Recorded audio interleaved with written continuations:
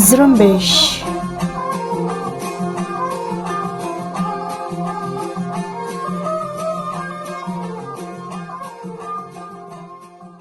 یہ ریڈیو زرمبش اردو کی آواز ہے۔ آج 4 جولائی اتوار کا دن اور سال 2021 ہے اور میں ہوں آپ کی میزبان سارن بلوچ۔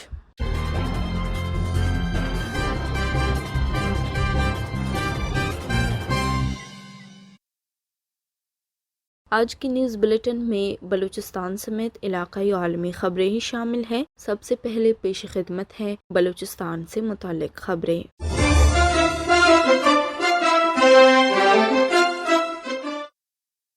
بلوچ نیشنل موومنٹ کے چیئرمین خلیل بلوچ نے کہا ہے کہ بلوچ قوم سوچ بھی نہیں سکتی کہ پاکستانی فریم ورک میں اسے قومی حقوق ملیں گے۔ ان خیالات کا اظہار بلوچ نیشنل موومنٹ کے سربراہ خلیل بلوچ نے پنچ یانیا سے منسلک نامور صحافی اروند کے ساتھ ایک انٹرویو میں کہی۔ خلیل بلوچ کا کہنا تھا کہ بلوچوں کا مسئلہ یہ ہے کہ 27 مارچ 1948 کو پاکستان نے بلوچوں کے وطن پر بزور طاقت قبضہ کر لیا۔ ہماری آزادی سلب کی گئی۔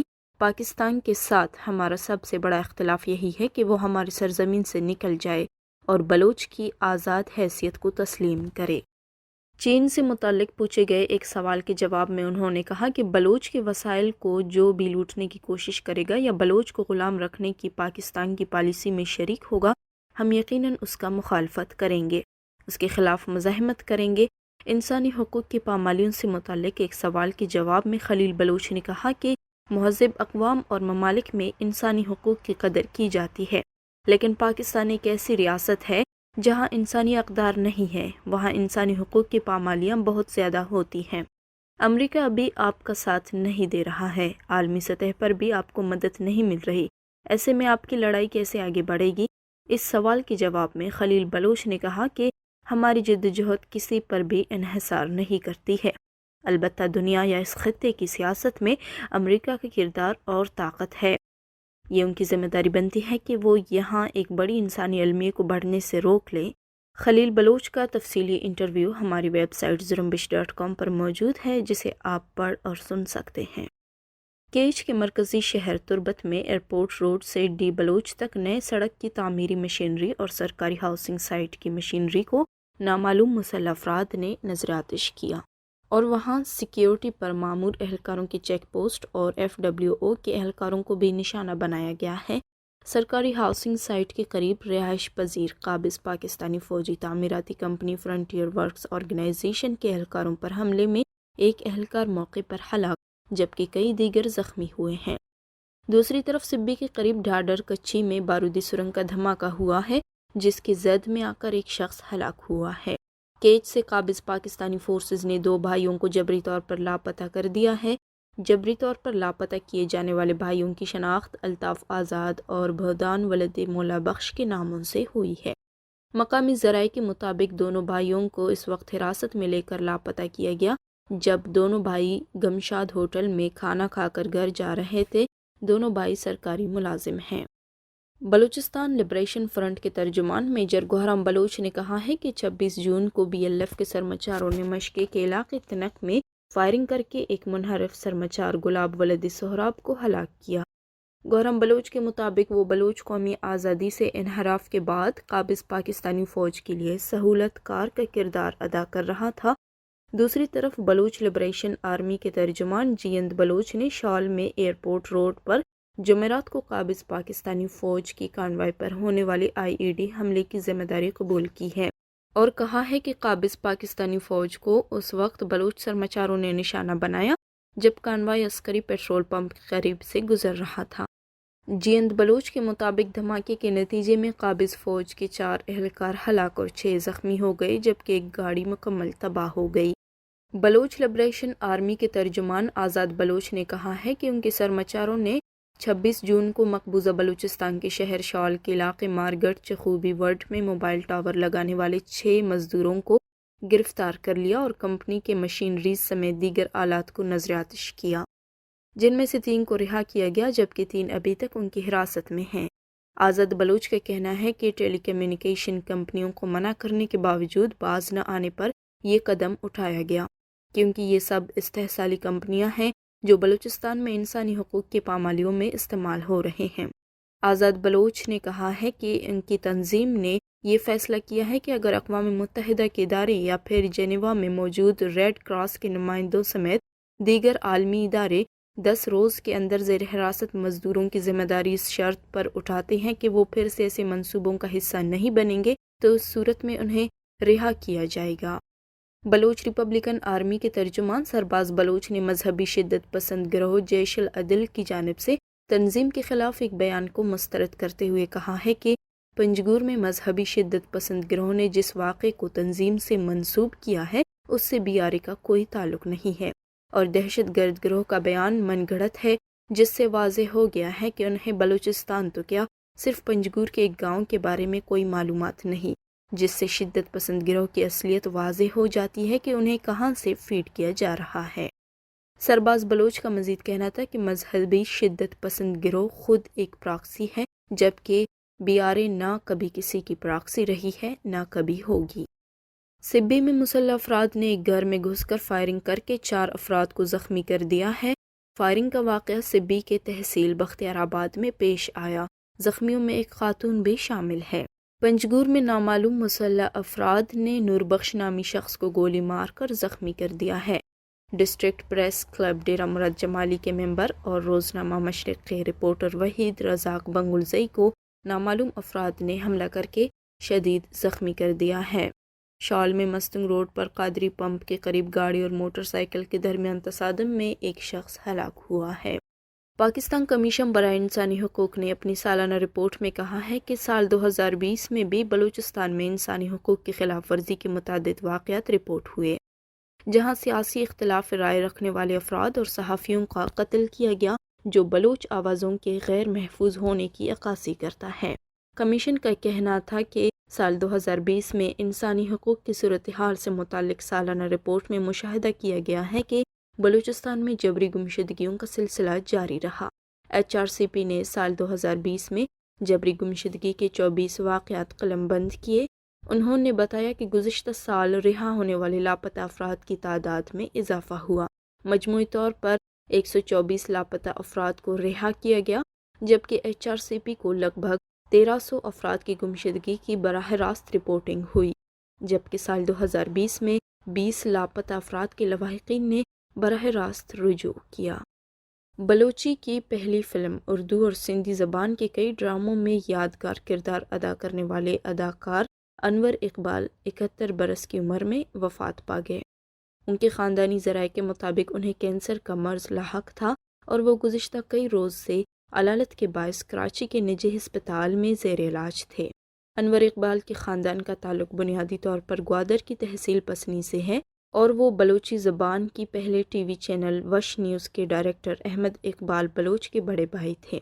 انور اقبال نے پہلی بلوچی فلم حمل و مہگنج میں مرکزی کردار ادا کیا اور فلم ڈائریکٹر بھی تھے۔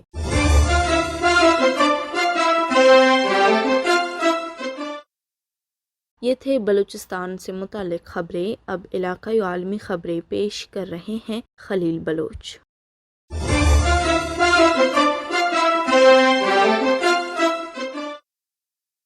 بندوبست پاکستان ٹانک میں کلونا بم پھٹنے کے باعث 3 بچے ہلاک ہو گئے ہیں۔ تینوں بچے آپس میں بھائی تھے۔ پولیس حکام کے مطابق علاقہ مسعود کورونا کے قریب گزرنے والے صدگئی نالے میں بچے نہا رہے تھے کہ انہیں وزیرستان کے پہاڑوں سے بہہ کر آنے والا قاتل کلونا بم مل گیا۔ بچے کلونے کے ساتھ کھیلنے میں مصروف تھے کہ وہ پھٹ گیا اور تینوں بھائی وحید، فرمان اور ناصر موقع پر ہی ہلاک ہو گئے۔ جاں بحق بچوں کی عمریں 5 سے 12 سال کے درمیان ہیں۔ Jammu Kashmir peoples national party کے اثیر رہنما حبیب الرحمان نے کہا ہے کہ اپنے وطن اپنی دھرتی سے لگن ہی ہمیں اس گھٹن زدہ معاشرے سے نکال سکتی ہے اور اس تعفن زدہ معاشرے میں اگر انقلاب کے لیے کام کرنا ہے تو اپنی مٹی سے جڑت پیدا کرنا ہوگی۔ انہوں نے اپنی پارٹی کارکنوں سے گفتگو کرتے ہوئے نام نہاد آزاد کشمیر کے آمدہ الیکشن کے بارے میں کہا کہ ہم بطور JKPNP الیکشن میں حصہ لینا چاہتے ہیں، لیکن غاصب ملک پاکستان کی طرف سے اپنی دلالوں کی مدد سے الیکشن کمیشن میں ایسے قوانین بنائے گئے ہیں جن کے تحت ہماری پارٹی رجسٹرڈ نہیں ہو سکتی، جو کہ ظلم ہے۔ لہٰذا ہم ایسے ہر قانون کی بھرپور مذمت کرتے ہیں جو ہماری تباہی و بربادی کا سامان کرے۔ انہوں نے کہا کہ الیکشن کمیشن میں وہی پارٹیاں رجسٹرڈ ہو سکتی ہیں جو الحاق پاکستان کے حامی ہیں۔ امریکہ نے پاکستان اور ترکی کو چائلڈ سولجرز پریونشن ایکٹ کی فہرست میں شامل کر لیا ہے، جس کے نتیجے میں فہرست میں شامل ممالک کی فوجی امداد اور امن مشن کے پروگرام میں شرکت پر سخت پابندیاں عائد ہو سکتی ہیں۔ یہ نامزدگی امریکہ کی سالانہ محکمہ جاتی ٹریفک اینڈ پرسنس رپورٹ میں شامل ہے، جو انسانی اسمگلنگ کو روکنے کی کوششوں کے حساب سے ممالک کو مختلف درجہ بندی دیتی ہے، جبکہ اس سلسلے میں جن اداروں کا جائزہ لیا جاتا ہے ان میں مسلح افواج، پولیس، دیگر سیکیورٹی فورسز اور حکومت کی حمایتی یافتہ مسلح گروہ شامل ہیں۔ 2021 کی CSP فہرست میں افغانستان، برما، جمہوریہ کانگو، ایران، عراق، لیبیا، مالی، نائجیریا، پاکستان، صومالیہ، جنوبی سوڈان، شام، ترکی، وینزویلا اور یمن کی حکومتیں شامل ہیں۔ امریکی افواج نے افغانستان کا سب سے بڑا بگرام ایئر بیس افغانستان کی نیشنل سیکیورٹی فورسز کے حوالے کر دیا ہے۔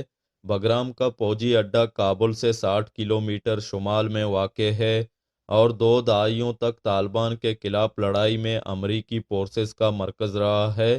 اس حوالے سے افغان حکومت کے ترجمان فواد امان نے اپنے ایک ٹویٹ میں کہا کہ تمام اتحادی اور امریکی افواج بگرام ایئر بیس سے چلی گئی ہیں اور اڈہ Afghan national defence security forces کے حوالے کر دیا گیا ہے۔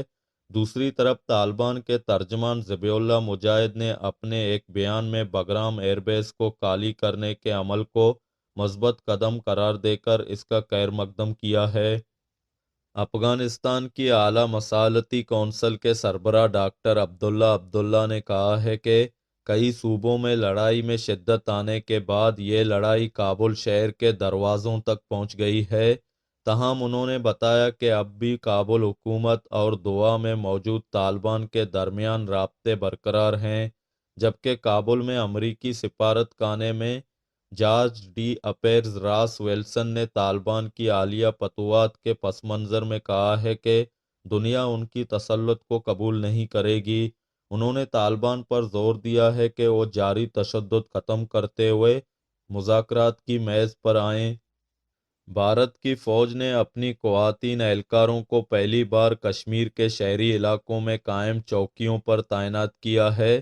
بھارتی حکام کا کہنا ہے کہ خواتین اہلکاروں کی یہ تعیناتی شورش زدہ علاقے میں عام لوگوں اور فوج کے درمیان دوری کو کم کرنے کی کوششوں کا حصہ ہے۔ ان خواتین اہلکاروں کا تعلق بھارت کی فوج کی آسام رائفل سے ہے، جنہیں جمعے کو کشمیر کے وسطی ضلع گاندربیل میں موبائل چیک پوسٹ پر باضابطہ طور پر تعینات کیا گیا۔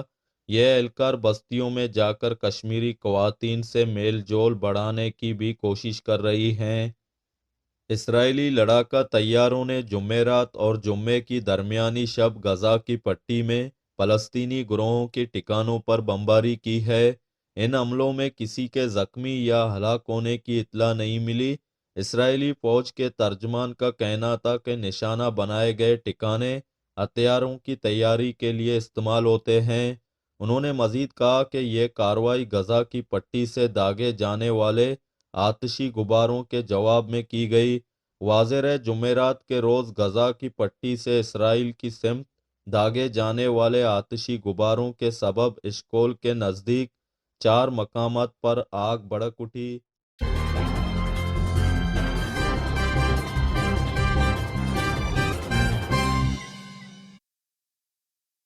اسی کے ساتھ ہی آج کی نیوز بلیٹن کا اختتام ہوتا ہے۔ سارن بلوچ کو اجازت دیجیے اور مزید خبروں کے لیے وزٹ کرتے رہیے ہماری ویب سائٹ زرمبش.com۔